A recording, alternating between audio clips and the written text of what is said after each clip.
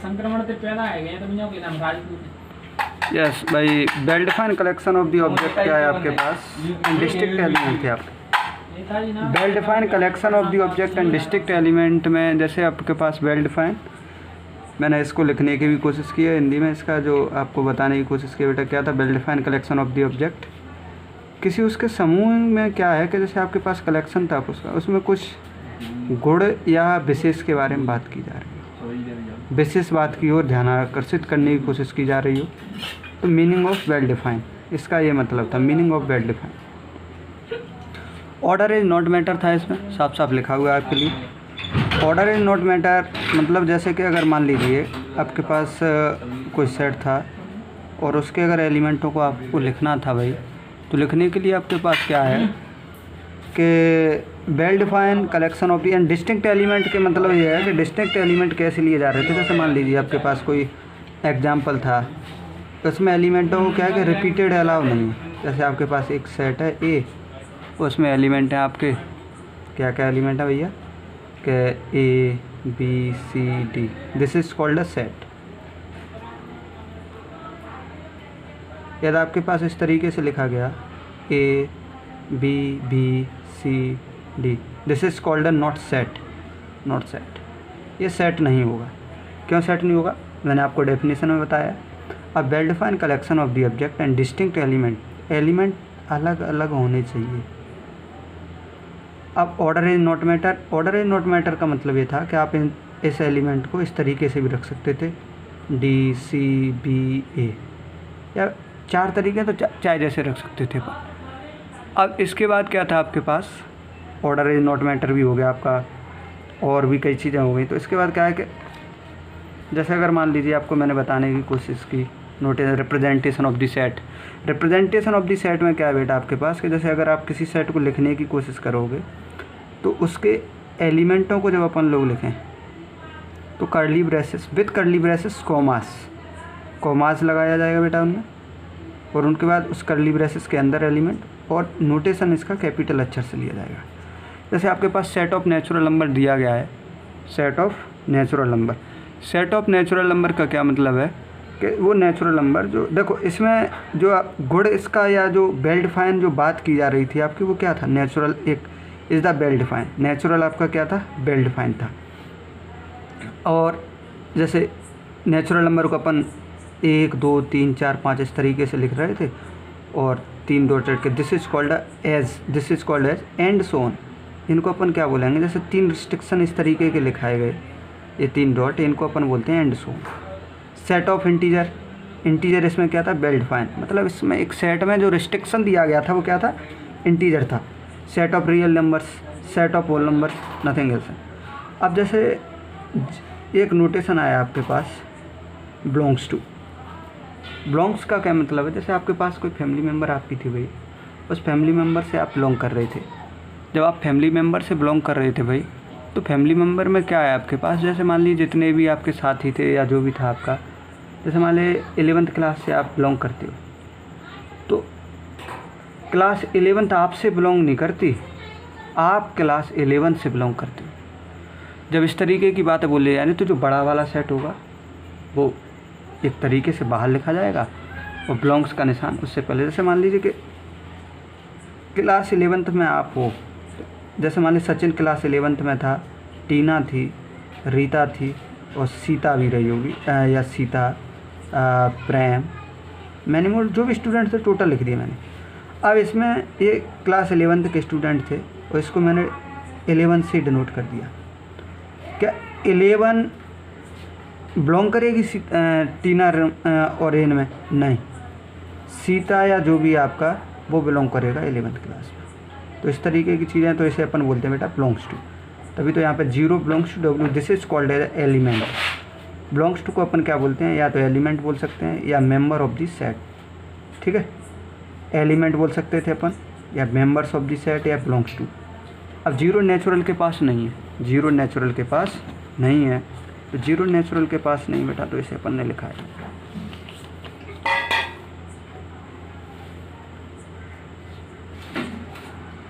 0 A not natural number. 0 natural के पास क्यों नहीं है भाई, इसमें अगर अपन लोग देख रहे हैं तो नेचुरल के पास ये क्यों नहीं है, इसका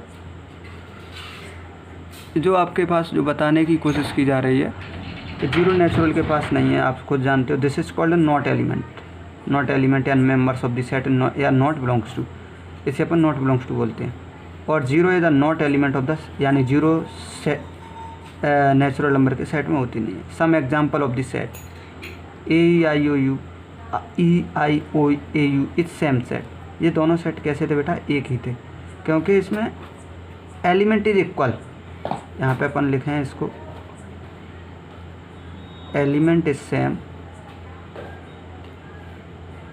same but order is different आपको कैसे दिख रहा है कि इसमें आपने एलिमेंटों को देखा है AEIOU लिखा गया था, इसमें EIOAU, इस सेम सेट हैं दोनों, इसमें कोई चेंजेस नहीं है। या अपन बोले एक example, past president of the India is set, India के जो पास्ट प्रेसिडेंट रहे थे उन सबको लेके आए तो कलेक्शन हो गया, तो अब पास्ट प्रेसिडेंट हो गया। अब पेट एनिमल्स के बारे में जैसे अपन लोग बात कर रहे हैं, पेट एनिमल्स एक सेट नहीं हो सकता, क्योंकि जैसे मान लीजिए आपके पास कोई पालतू जानवर या जो भी रहा आपके पास, वो क्या है आपके लिए पालतू है। यानी एक तरीके से अगर अपन बोलें, जहाँ पे अगर अपनी सोच डिफरेंट हो जाए, यानी सबकी राय लेने की कोशिश की जाए और अगर वो अलग अलग हो जाए, मतलब राय अलग अलग कैसे, कि जैसे मान लीजिए आपसे बोला किसी ने, क्या बोला आपसे कि अगर सेट जैसे आपके पास IPL की टीम बोल दी, या 11th क्लास की सब्जेक्टों के नाम पूछ लिए, या 10th क्लास के सब्जेक्टों के नाम पूछ लिए, कोई दिक्कत नहीं थी। लेकिन आपसे फेवरेट प्लेयर के बारे में बात की गई, तो फेवरेट प्लेयर सबके अलग अलग हो सकते थे। जब फेवरेट प्लेयर आपके सबके अलग अलग हो सकते थे, तो इसमें RR भी हो रहेगा, 3 6 7, एक और रहेगी SRH, सनराइजर्स हैदराबाद। ये टोटल सेट में चले गए। एग्जाम्पल में बताने की कोशिश कर रहा हूँ। 11th क्लास के सब्जेक्ट अगर आप लिखोगे या 10th क्लास के, तो हिंदी आपका, मैथ है, इंग्लिश है, SST है, और जो भी आपका सोशल साइंस है, सोशल साइंस तो हो गया, ओनली फॉर साइंस है, और आपका संस्कृत। तो क्लियर, तो ये सेट की कंडीशन को होल्ड करेंगे। अब best player in the team, तो किसी के लिए कोई बेस्ट हो सकता था, किसी के लिए कोई बेस्ट हो सकता था, तो ये सेट की कंडीशन से गायब हो जाएगा, ये सेट में नहीं रहेगा। इसके साथ साथ क्या है कि जब अपन ने सारी चीज़ों को कर लिया, अब इसमें और भी कई अप्रोच आ सकती थी। जैसे एग्जांपल मैंने आपको बताया, लॉयल को आप सेट के फॉर्म में रिप्रेजेंट कीजिए, तो एलिमेंटों को सिर्फ और सिर्फ एक बार लिखा जाएगा, ना कि रिपीट करके। इंजन को आप लिखिए, तो इंजन बेटा क्या है, ENGI, और भी बहुत सारी चीज़ें ना आप एग्जाम्पल है। मैं जो बताने की कोशिश की, मेन मोटिव जो मेरा था कि किसी भी एलिमेंट को सिर्फ और सिर्फ एक बार लिखा जाएगा, रिपीट करके नहीं लिखा जाएगा, बस ये मेरे जो बताने की कोशिश थी, बुझी थी। ठीक है, एग्जाम्पल हो गए इसके कुछ। इसके बाद फिर क्या है बेटा आपके पास,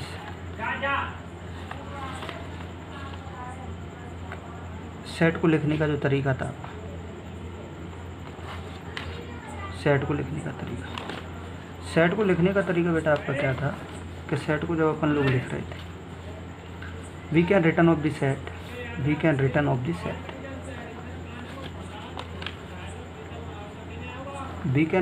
सेट, यानी सेट को लिखा कैसे जाएगा। A given set small letters और कॉमास, और सॉरी यहाँ पर और नहीं आएगा, विथ कर्ली ब्रेसेस के अंदर एलिमेंटों को लिखा जा रहा था।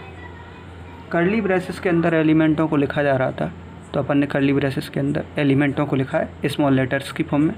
जैसे इसमें एग्जांपल अपन ने देने की कोशिश की है, 1 3 5 7 9 8 2 4 6, या ABBC के।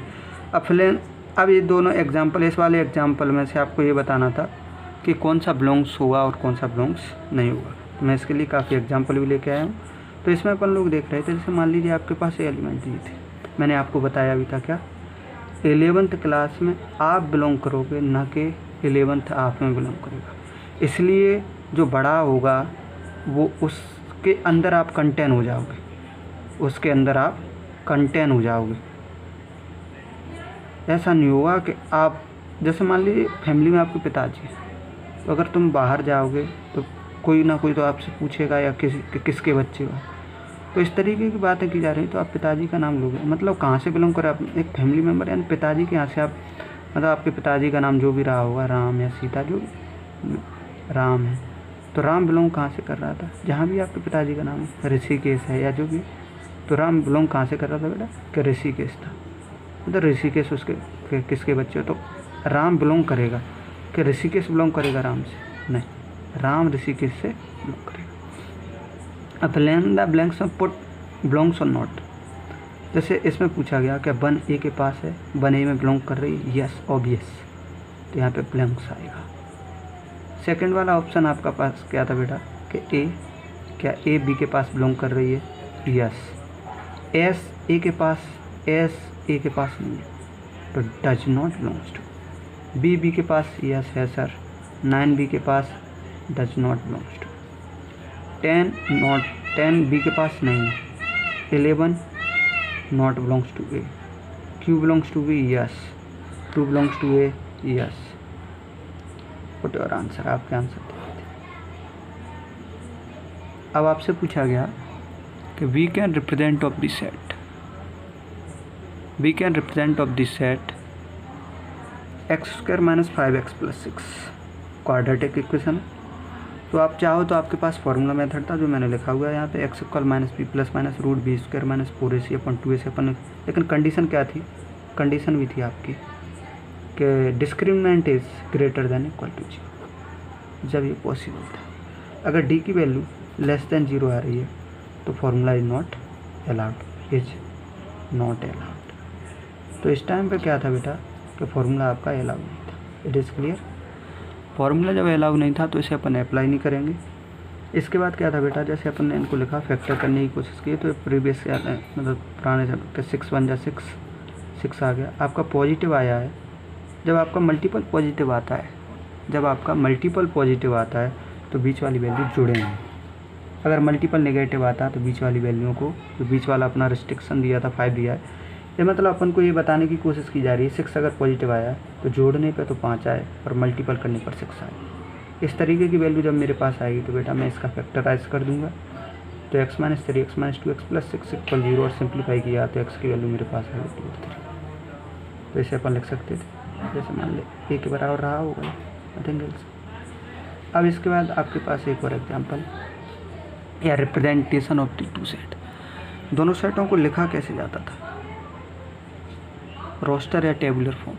रोस्टर या टेबुलर फॉर्म में क्या है, आपके पास जो भी एलिमेंट आपके पास दिए होंगे उन्हें अपन लोग क्या कर रहे थे, रोस्टर फॉर्म में जब अपन लिखेंगे तो कैलमी लिस्टेड ऑफ द एलिमेंट, एलिमेंटों को लिस्ट करके रखा जाएगा। और सेट बिल्डर फॉर्म में a element is define form, इसमें एलिमेंटों को डिफाइन करके रखा जाएगा। जैसे मान लीजिए आपके पास लिस्टेड और अनलिस्टेड या अपन बोलें सेट बिल्डर होता क्या है, तो एक एग्जांपल मैंने आपके लिए लिया।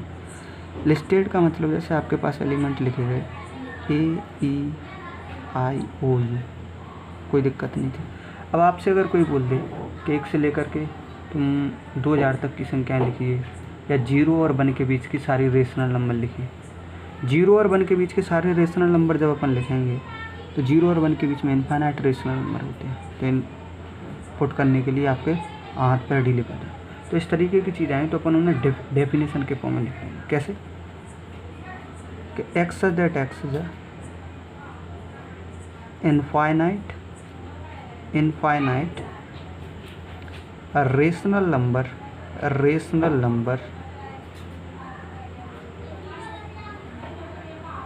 between 0 and 1, 0 और 1 के बीच में x such that x, this is called a x such that this is called a such that infinite rational number होंगे 0 और 1 के बीच। It is clear.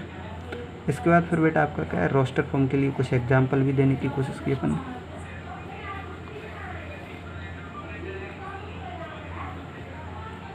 जैसे मैंने आपसे पूछा इसमें कि इसका रोस्टर फॉर्म लिख के रोस्टर फॉर्म में या टेबुलर फॉर्म में या आपके 0 2 4 6 12 A I O U 1 1/2 इस तरीके से 1 3 का दिस इज कॉल्ड ये नोटेशन आपका सच दैट है। सेट बिल्डर फॉर्म में जब आप लिखोगे तो पहले को आप सेट बिल्डर फॉर्म में लिखने की कोशिश करोगे तो क्या लिखोगे, x such that x is a positive natural number. जैसे मान लीजिए पॉजिटिव नेचुरल नंबर नहीं, इसमें अपन को x such that x is a positive multiple of 2 आएगा। अब इसके बाद बेटा क्या था, जैसे अगर आगे आपके तो एक आपके पास क्या है, इंग्लिश अल्फ़ाबेट के वोवल्स हैं जिन्हें कोई बदल नहीं सकता, तो इन्हें अपन इस तरीके x that x is English alphabet. It is clear. अब जैसे अगर मैं देख रहा था यहाँ पे 1/2 1/5 1/10, यहाँ पे अपन देखने की कोशिश करें तो ये कुछ रिस्ट्रिक्शन देने की कोशिश कर रहा है। रिस्ट्रिक्शन क्या था आपका, रिस्ट्रिक्शन आपका था बेटा, बस अपन ख़त्म कर रहे हैं, थोड़ी बहुत देर हो रही है, बस ज़्यादा देर नहीं लेंगे अपन।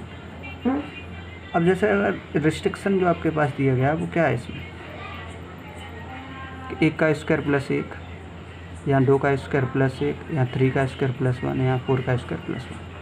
तो +1 है तो आप सोच सकते थे यहाँ पे आपकी वैल्यू प्लस की भी आ सकती थी और माइनस की भी आ सकती थी।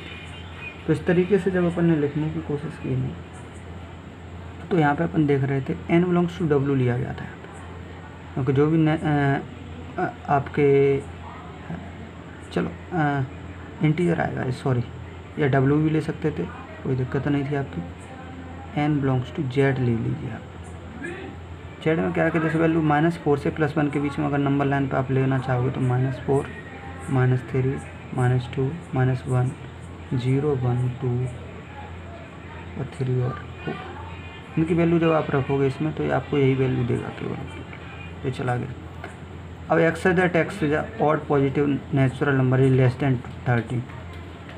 पॉजिटिव नेचुरल नंबर थे जो कितने से बेटा, 13 से छोटे थे, ठीक है।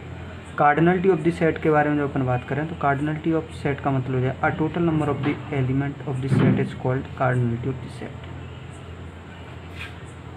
कार्डिनलिटी ऑफ द सेट जैसे अपन बात करें तो सेट इज़ फाइनाइट होना चाहिए पहली बात। सेट कैसा होना चाहिए बेटा, फाइनाइट। इनफाइनाइट जो थोड़ा इसे अपन बाद में करेंगे, पहले इन्हें देख लेते हैं बस थोड़ा सा, कल अपन देख लेते हैं। फाइनाइट सेट कैसा होता है बेटा, अ given set containing finite number of element is called finite set. मतलब अगर कोई सेट आपके पास है उसमें एलिमेंट फाइनाइट फॉर्म में दिए गए हैं तो फाइनाइट सेट कहलाएगा, मतलब काउंटेबल है एक तरीके से। Infinite set, a given set containing infinite number of element is called infinite set. जैसे 0 और 2 के बीच में आपसे किसी ने पूछ लिया कि रेशनल नंबर बताइए तो आप बताओगे इनफाइनाइट सेट बता सकते हो, लेकिन 0 और 2 के बीच में नेचुरल नंबर पूछा गया तो केवल और केवल 1 आएगा, इसलिए वो फाइनाइट सेट होगा। एग्जाम्पल के तौर पर 0 और 1 के बीच में अगर आपसे केवल 0 और 2 के बीच में नेचुरल नंबर पूछा गया तो 1 आएगा, और 0 और 2 के बीच में नेचुरल पूछेगा जब तो 1 आ गया तो ये फाइनाइट हो गया। और 0 और 2 के बीच में रेशनल नंबर पूछा गया तो 0 तो स्टार्ट होगा, लेकिन इसके बाद जैसे ही आप कोई भी नंबर लेके आओगे उससे छोटा वाला नंबर मैं आपको ला करके रख दूँगा, इसलिए ये सेट कैसा कहलाएगा, this is called infinite set. Thank you. Channel को लाइक और सब्सक्राइब जरूर कर रहे हैं आप लोग, और इसके बाद अपन देखेंगे अगली नेक्स्ट वीडियो के साथ। धन्यवाद।